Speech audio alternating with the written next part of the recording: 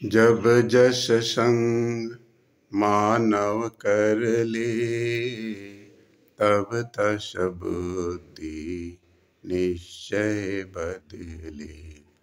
जब जैसा संग मनुष्य करता है तब तस बुद्धि निश्चय कर ले। उसकी बुद्धि तब तैसा निश्चय करती है।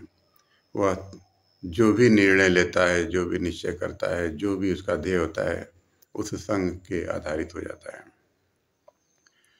निश्चय जैसा खुराक वैसा, खुराक जैसा चाह भी तैसा।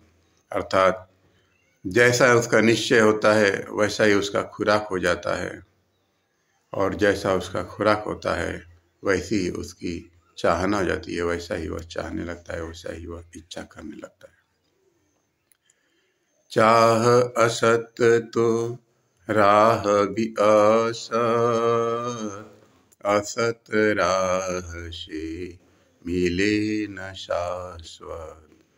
अर्थात जब चाह असत होती है तो उसकी राह भी असत हो जाती है, और असत राह से शाश्वत की प्राप्ति नहीं होती है।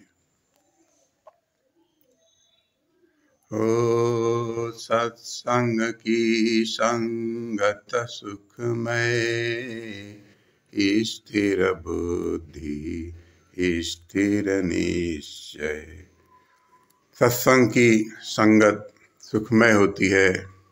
स्थिर बुद्धि स्थिर निश्चय, अर्थात उसकी बुद्धि भी स्थिर हो जाती है और उसका निश्चय भी स्थिर हो जाता है, अटल हो जाता है।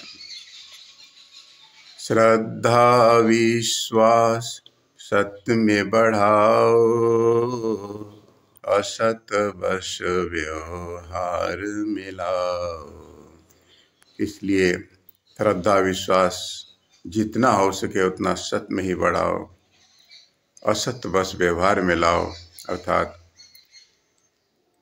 जीविका के लिए कर्म तो करना ही पड़ता है, इसलिए वह असत व्यवहार में लाओ और श्रद्धा विश्वास और चित्त जो है वो सत्य में लगाओ। मन बुद्धि चित्त अहंता ममता, सब में हो सत और दीनता।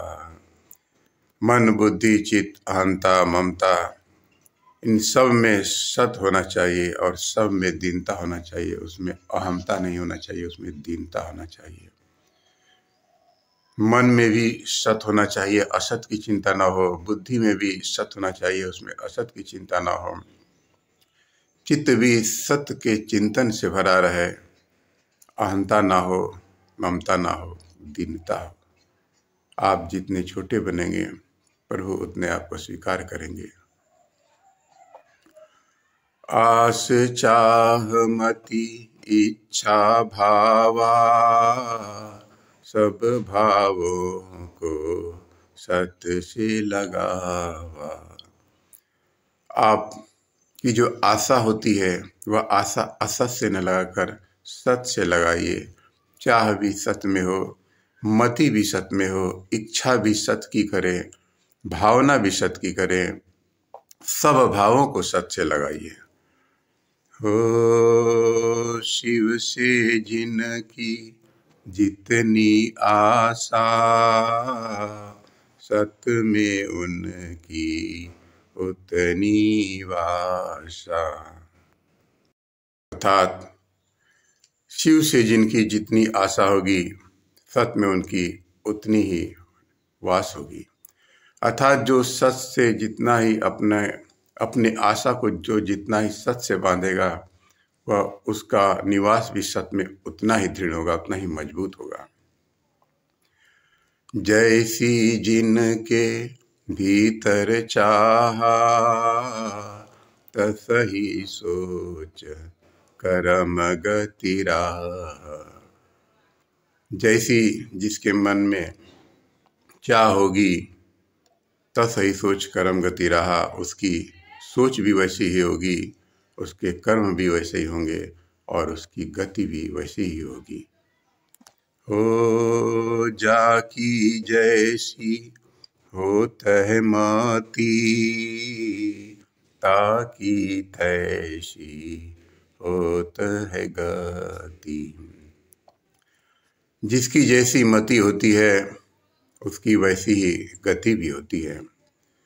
हो जाके उर इच्छा जस चलती, ता अनुरूप स्वरूप ते ही मिलती। जिसके अंदर, जिसके अंतःकरण में जैसी इच्छा चलती है, ता अनुरूप स्वरूप ते ही मिलती। उसी के अनुसार उसको, उसका स्वरूप भी उसी के अनुसार उसका स्वरूप प्राप्ति, उस स्वरूप की प्राप्ति होती है। अर्थात असत की इच्छा होती है तो उसका स्वरूप असत से भर जाता है। कहीं मानव का तन, कहीं बकरे का तन प्राप्त होता है। और सत की इच्छा होती है तो उसका स्वरूप सत स्वरूप हो जाता है, वह कभी मिटता नहीं है।